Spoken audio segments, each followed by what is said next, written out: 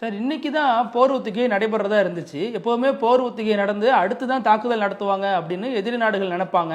அதனால போர் ஒத்திகைக்கு அன்றைய இரவே முதல் நாள் இரவே இந்த தாக்குதல் நடத்தினது இந்தியாவினுடைய ராஜதந்திரம் அப்படின்னு சொல்லப்படுது.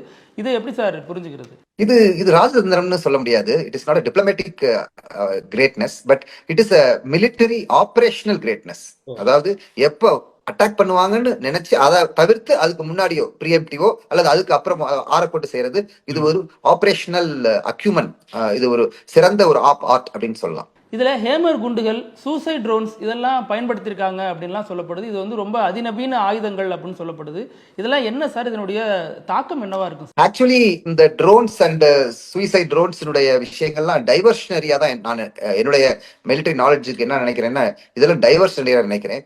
Beyond visual range weapons attack ஆயிருக்குது. அதாவது நம்மளுடைய எல்லையை தாண்டாம, ஆனா பாகிஸ்தான் பாகிஸ்தான்ல இருக்கிற 3 இடங்களும் மீதி 6 இடங்களாக கூடிய ஆக்கிரமிப்பு பாகிஸ்தான்ல இருக்கிற ஆக்கிரமிப்பு காஷ்மீர்ல இருக்கிற 6 இடங்களையும் 24 டார்கெட்ஸ் வந்து டார்கெட் பண்ணது எப்பவுமே பிவிஆர் அப்படிங்கிற beyond visual range weapons.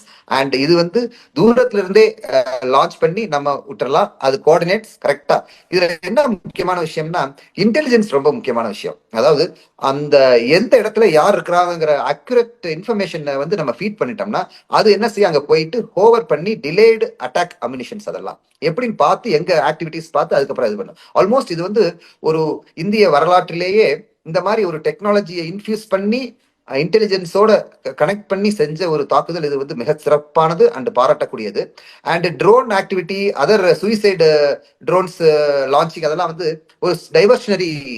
In fact இதுல என்ன ஒரு பெரிய விஷயம் தெரியுதுன்னா, Chinese air defence system which Pakistan ரொம்ப ஹெவியா நம்பிட்டு இருந்தாங்க, அந்த ஏர் டிஃபென்ஸ் சிஸ்டத்தை வந்து நம்ம ஓவர் கம் பண்ணிட்டோங்கிறது நமக்கு ஒரு பெரிய ஒரு சப்போர்ட் அண்ட் ஒரு பெரிய ஒரு அச்சீவ்மெண்டா நான் நினைக்கிறேன்.